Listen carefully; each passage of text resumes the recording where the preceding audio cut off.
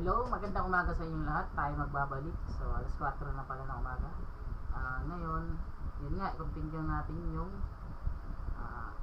part na sa part ng report. Kasi natapos na natin yung sa iba quiz by gender, iba quiz by barangay. Temporary tatanggalin ko muna tong sa age, sa reports by age bracket. So, medyo advanced na talaga to. Hindi ko siya tatanggal, i-ano ko lang pala siya, i-comment ko lang para hindi na siya mag-view na dito. So, medyo advanced kasi itong part na to. So, tatalon tayo dito sa calamity muna. So, ayun, papakita ko kung paano saan natin siya makikita. Dito sa sidebar, so, ano ko lang tong admin. So, dito siya sa layout sidebar. So, andito yung pinaka ito mga menu na to. So yun man, doon natin makikita dito sa sidebar. So nasa loob lang siya ng layouts na folder. Comment ko lang, check natin kung makikita pa.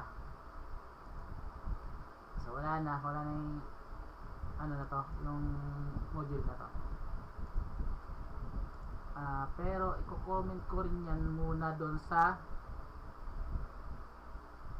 pinaka controller. Nasaan yung controller natin? Controller. So admin controller. Ayan ako muna siya dito. Comment. Tapos i-comment ko rin yun doon sa pinaka footer yung JavaScript niyan. Ito. Comment ko muna. Ayan. Ayun. Tapos refresh ko lang. So wala na siya, okay na yan. Goods. Mayroon pala akong dinagdag na isa. Kasi dito kasi excuse me.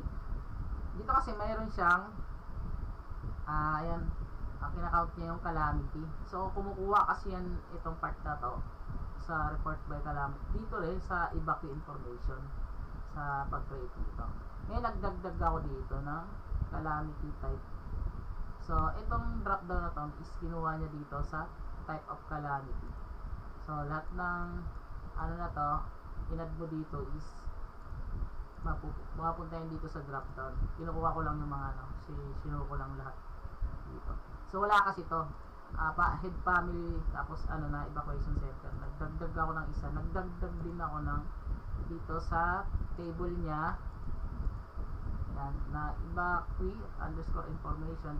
Kasunod siya ng head of family. Magdagdag lang kayo ng isa ng type of family. So para magdagdag dito lang sa ilalim, mag-add ka lang ng i-go mo lang, tapos pag-go mo niyan, type mo lang tong type mo lang yung ito, type of calamity. So ayun. So ako, type text, tapos ninag ko lang, pero sa inyo yung varchar nyo, wala namang kaso yun. So ayun. Tapos siyempre pag add nyan wala pang mga data, so nilagyan ko lang ng bagyo, sunog, and alternate. Tapos itong lindol last galing na to dito sa pag add ko.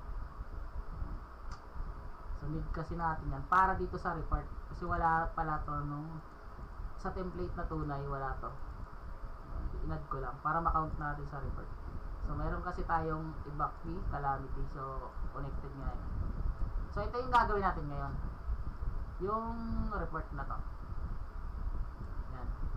So hindi lang pala dito sa add ang nilagyan ko, pati dito sa edit nito sa manage. So mayroon din yung edit, nagdag din ako dito na sa calamity type.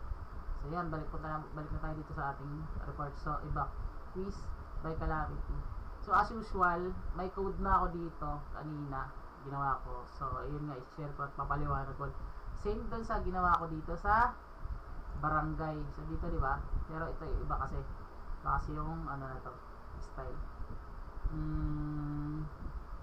Hindi naman naka-bar chart naman siya. Ito naman naka-circle yung naka-pie pala, sorry. Naka-pie chart tayo dito.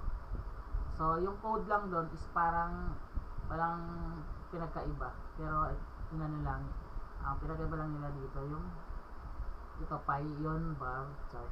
So, ayan. Punta na natin tong calamity report. So, saan ba natin? Ito, binuksan ko na yung calamity report niya. Positive gender. X ko nga muna tong gender kasi nangyari sa gender. So, yan. X ko muna to. Tapos, yung age, hindi na natin muna gagamitin yan. Sidebar para add user. So, kanina yan. Nag-add ako. Tapos, LGU para hindi ako mali. Sa dami kasi. So, footer. So, ayan. Dito sa footer, gamitin muna natin to. I-recta muna natin doon sa calamity report itong JavaScript. So, pag copy ko, pwede naman cut. Pero copy ko lang. Tapos, comment ko na dito. Control slash yung dito sa question mark pala. So, control din nila control. Tapos, dito sa question mark. Tapos, yan. Para mag-comment. Tapos, dahil nakopy ko na yan, paste ko na dito. So, diba? So, ganun lang kabilis pag, ng mahabang code tapos i-comment mo. Control dito sa question mark. Katabi ng shift. So, ayan. Dahil naka-static naman to, ito muna unahin natin bago itong sa pie chart. So, dito muna tayo, di ba? Yun yung unahin natin. Ngayon, tanggalin ko muna yung ibang hindi kailangan dito. So, ayan lang muna. Mag-iwan lang ako ng isang PR tapos may dalawang TP sa loob. Punta ulit ako dito sa admin control kasi dito na tayo sa view calamity report. Para ito na lang yung last natin gagawin na report. So, ngayon, ano ilalagay natin dyan? Lagay natin yung code ko na syempre. Bago matulog. Para mabilis. Copy ko lang to. Paliwanag ko na lang. Maano mo to ninyo kasi same naman yung na to. Yung flow dun sa mga nagawa mauna. So, ito ulit. So, yung model na class tinawag natin. Tapos yung type of calamity. Ito yung inad ko na isa. Dito sa table na to para ito yung ika-count natin. So wala yan, head of family tapos evacuation center agad. So ginit na ako yung type of calamity sa kanilang dalawa. Dito ako nag-add. So ayan, ito yung natin yung bagong inad na row, type of calamity. So ayan, type of calamity. So ayan yung bago natin inad na isa lang para hindi kayo mag-error, add nyo na. So ayan. Tapos kinuha lang muna natin yung row name na yun. Tapos, dito naman kinount natin. Yung type of calamity. Tapos, yun nga, green up by natin dito. Para makuha natin yung nakagroup sila sa type of calamity. Kung bagyo, tatlo yung bagyo doon. So, yun, i-group niya sa, i-count niya sa, i-count niya sa 3. Yun, ito yung natin. Maglalabas ng total count. Ayan. Ngayon, syempre, di pa natin nalagyan to ng compact. Pasok natin siya sa compact. Ngayon, natin sa compact, yung variable na lang kopyahin ko, recta. Hindi yung nasa compact para mabilis. Tapos, punta lang ako dito sa calamity report. Dito. Tapos, gagawa lang ako ng dito for each. So, mayroon naman sa akin yan. Paste ko lang dito. So, lagay lang natin ng row. So, nasa inyo yan. Row ng ko. Parang pinaka-default. So, yun yung for each natin. Cut ko lang to for each sa panapos ng PR. Ano natin para maganda ng linis din na. Ngayon, lagyan na natin data. Lagyan muna natin ng ganyan. Tapos, gamitin natin yung row na yan. Tapos, gano'n yun ng object. Tapos, punta tayo sa admin controller. Copy natin muna to para mapalabas natin muna lahat ng calamity. Type of calamity. Name to yung mga bagyo, lindol. So, ang goal natin dito is palabasin muna tong ito, yung mga type of calamity name. So, bagyo, sunog, hindi, in alternate pero lang, hindi pa ulit-ulit kunin.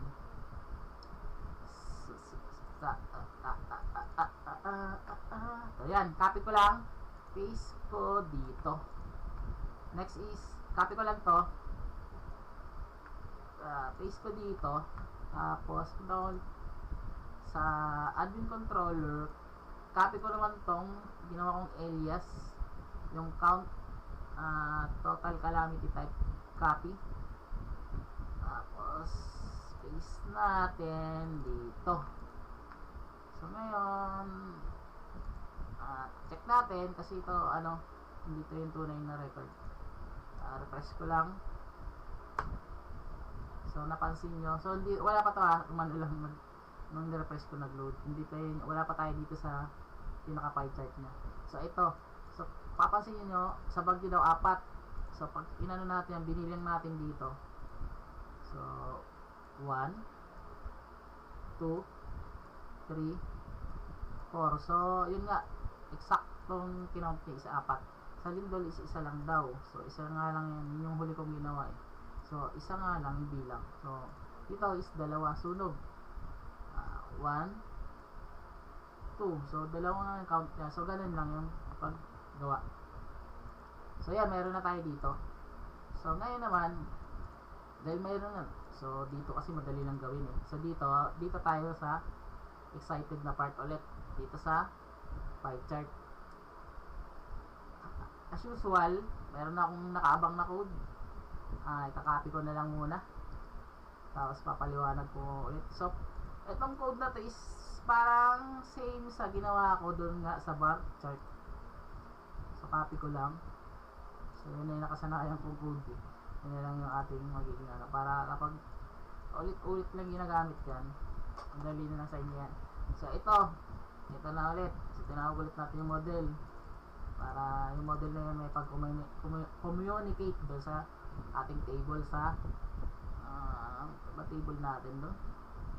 Yung tinutukoy natin table. So, ito evacuate information. So, yan. So, ayan, inano nga natin, tinawag natin yung model na yun para may pag-ano siya sa table. Tapos, tinawag natin yung type of calamity. So, ito yun. Yun, type of calamity. Ito yun, ito. Tinawag natin to. Nagawa ulit ako ng alias as calamity name. So, ayan, pinasa ko yung ginawa kong alias dito. Ayan, pinasa ko dito. Tapos yun, niloop ko para makuha lahat ng pangalan dito, pero hindi paulit-ulit or redundant, hindi paulit ko na yung bagyo. So, ilalabas ko lahat ng bagyo. So, isa lang kasi naka-group by ako. Naka-group by ako. So, isa lang. Kumbaga, naka-distinct lang siya. Distinct yung ano niya. Kunwari, 10 yung bagyo na word. So, isa lang na name yung kukunin. So, parang hindi redundant. So, ayan. Dito naman, iba yung hindi natin papasok sa compact. So, ang gagawin natin dyan is, papasok natin sa, magagawa tayo ng with dito. So, tanggalin ko lang to. Yan. So, ito yung calamity name is, ito nga ang ginawa natin na alias, pinasapasa natin. Tapos, pinor-its pa natin. Dito na, hindi doon sa sa pinaka-UI. So, ayan. Tapos, siyempre, ito, gagamitin natin to. Oops, ba't nag-error? So, kasi walang panapos. Kaya ito nagkaroon ng error yung panapos ng function. So, ayan. Punta naman tayo ulit dito. Gamitin na natin to. Kasi naka-static lang itong ating pie chart. Ngayon, dahil punta lang ako dito sa aking pie chart sa levels. Ipalit ko lang dito sa static na ginawa nila sa flood, typhoon, earthquake. So, ito is galing na sa ating backend sa controller. So, ito na yung calamity na to is galing na yan dito sa with. Yan. Tapos, dito, pasa-pasa na lang yan. Tapos, kinuha na natin dito. So, dito, need natin i-variable siya. So, as usual, nilagyan ko rin ng substring para tanggalin yung mga hindi natin kailangan. So, nilagyan ko 18. So, kapag i-refresh natin yan, so, ayan, nakuha niyo yung sunog. Pero yung dyan, naka-static pa yung yung parang pinaka-count niya. So, ayun, natayang pa. So, sunog is 2 lang dito, 25. So, static pa yan. So, nakuha na natin yung name. Next natin is, so, yun na nga, same lang dun sa una kong paliwanag, dun sa sticker na yan. So, tinanggal ko yung 18 na, ano na yun. So, isang ganito ulit yun. Bilangin mo lang. Tapos, tanggal mo. Tapos, ayun. Copy ko lang ulit dito. Isa pang port. Yung nilot natin. Pero, paano naman to sa count? Papunta ulit sa admin controller. Paste ko naman dito. So, itong part na to is para naman sa count. Para malabas natin yung tunay nilang total. Like, ganito. 4, 1, 2. So, kung ano yung wala na bagyo is 4. Yun din dapat dito. Same sila ng nakalagay dito. Ito yung para sa count kasi nyo na may count dito na word eh. So, count alas calamity. Pinasa-pasa ulit natin. Tapos niloop.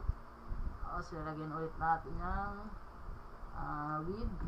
Ano ko lang lagyan ko ng with. Tapos ako kunin ko tong result 2. Paste ko dito. Tapos instead na calamity, result 2. Tapos instead na calamity name, yung kunin natin yung calamity count. Paste natin dito.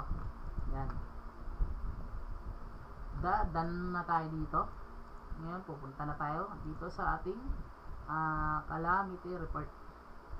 Kasi ito nga yung static kaya 25, 50. So papalitan natin yan para maging dynamic. So copy ko lang tong data ko na ginawa. So yan, paste ko lang dito. Yan. So ito yon. So ito yung calamity count. So ito yung galing dito. Yan. So pinasa natin para makuha natin yung tunay na count ng bawat isa. So refresh ko na ngayon. So napansin nyo is sunog match talaga dito yung count. So bagyo is 4, match naman dito. So lindol isa, so match naman. Pag ni-right click mo yan, inspect, tapos network, punta tayo dito sa calamity report. So makikita yung response yan is ito. Ayan o, yung level, match naman yan. Tapos saan yung isa? Ito to, yung data. So 412, diba? Yeah, 412. So explore nyo na yung sub str na nilagay ko. So minadali ko, pasensya na kasi antok na ako talaga. So ayun, nagawa na natin yung report para kay reports by calamity. Sana. So ano ko naman to, ipupush ko ulit naman to sa aking GitHub yung mga update. Pero meron lang additional na row na dagdag. Ito ay yung ano yun? Pinagdag ko type of calamity. So ito isa lang na dagdag kasi need nyo tong ilagay o mag-add kayo, sorry.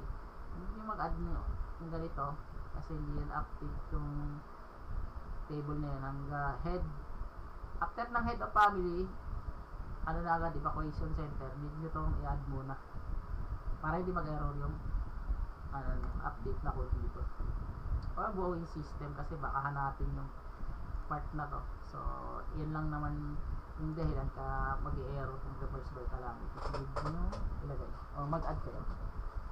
So ayun, maraming salamat. So last na to yung isang report, yung evacuees by center. Ayun natin yan. So bukas ko na gagawin yan. Maraming salamat. Ang gandang umaga sa inyo.